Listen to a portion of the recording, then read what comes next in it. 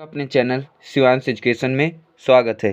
आज हम इस वीडियो में देखेंगे कक्षा 10 संस्कृत का एक बहुत ही महत्वपूर्ण मॉडल पेपर।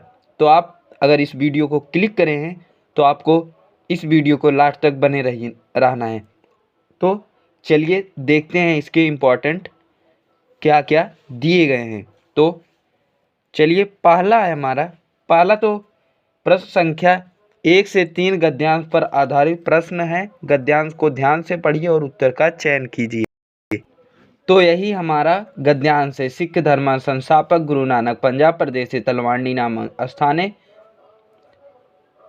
मतलब 1526 वर्ष में वैशाख मास शुक्ल पक्ष तृतीयांतित क्षत्रिय वंश वेद कुल जन्मे लभेयत जन्मस्थाने नानका साहब इत नाम खाद्य ख्यातमेत पाकिस्तान देशे अस्ति। अस्य मातृनामा ताप्ती देवी तृप्ति देवी पिता नाम मेहतु कल्याणदासा कालू मेहता नाम व्याख्या। तो पहला है उक्त गद्यांश के शीर्षक कौन है? तो हमारे गुरु नानक देव जी हैं। सिख धर्म के संस्थापक कौन है? तो गुरु नानक देव जी हैं। तो गुरु नानक देव का जन्म कब हुआ था? 1526 में। केन प्रकारे कर्म क्रियत? तो इसका हो जाएगा सकम भावनम। तो मनुष्य का सच्चा आभूषणम। तो सुंदरवाणी मनुष्य का सच्चा वचन है। लक्ष्य वेद परीक्षा पाठम महाभारत केन पर्वन उद्धृतम? तो आदि पर्वणे। तो भाषा में सबसे सुंदर क्या है? तो सूक्त या सुंदर वचन। समित्रम सर्वदे क्रियेत मतलब सहायता, अपने मित्र को सदैव सहायता करनी चाहिए। तो नेक्स्ट है हमारा नवा है हमारा नवा है रामानाथ रक्तम आद्यतम। तो सुमेधा। सिख धर्म 10वें गुरु कहा अस्ति? तो सिख धर्म के 10वें गुरु कौन थे? सिख धर्म के 10वें गुरु ये आप कमेंट बॉक्स में कमेंट कीजिए। तो माँ का उच्चारण स्थान ओठ से होता है। वा का उच्चारण स्थान ओठ से। माँ वा ओठ से इसका भी रहेगा। सल प्रत्यय के अंतर्गत वर्ण सा स ह। तो माध्वरी में संधि है तो माध्वरी में अयादि संधि। अजंतः में संधि है तो यड़ संधि है। तो पितरों पद किस विभक्त वचन का रूप है? तो तृतीय विभक्त बहुवचन। प्यास्यत किस लकार एवं पुरुष का है? तो लट लकार उत्तम पुरुष बहुवचन का। तो नेक्स्ट है त्रिलोकी में कौन सा समास है? तो द्विगु समास है। सा नेत्रभ्यम पश्चात वाक्य में रेखांकित पद कौन सा है? तो खा। चतुर्थी पिवान में कौन सा प्रत्यय है? तो कित्यन प्रत्यय। तो अब इसके हम महत्वपूर्ण क्वेश्चन देखेंगे।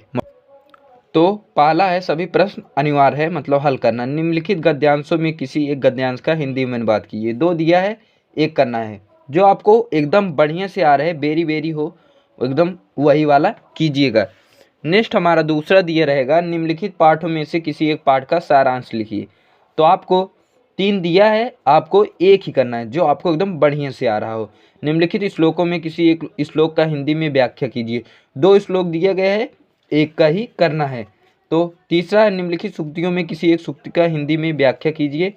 इसमें भी आपको 3 दिए गए हैं तो आपको 1 ही करना है। तो निम्नलिखित में किसी एक श्लोक का अर्थ संस्कृत में लिखिए। तो 3 दिए गए, 2 दिए गए हैं, 1 करना है।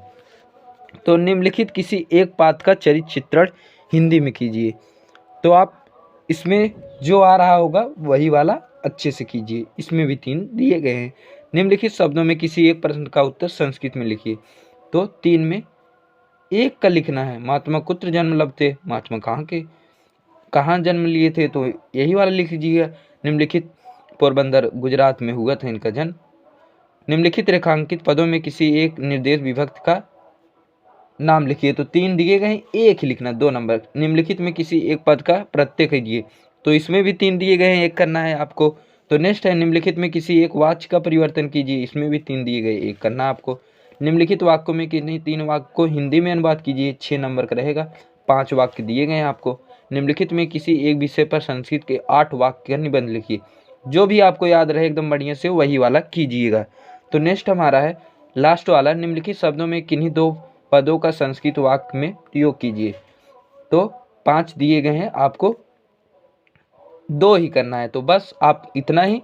आपको वीडियो के लास्ट में यही कहना चाहते हैं, अगर आप चैनल पर नए हैं तो चैनल को सब्सक्राइब कीजिए और साथ में बेल आइकन दबाना ना भूलें। और अब इस वीडियो को अपने उस दोस्त के साथ शेयर कीजिए जो संस्कृत लिया है, आपके क्लास 10th में हो।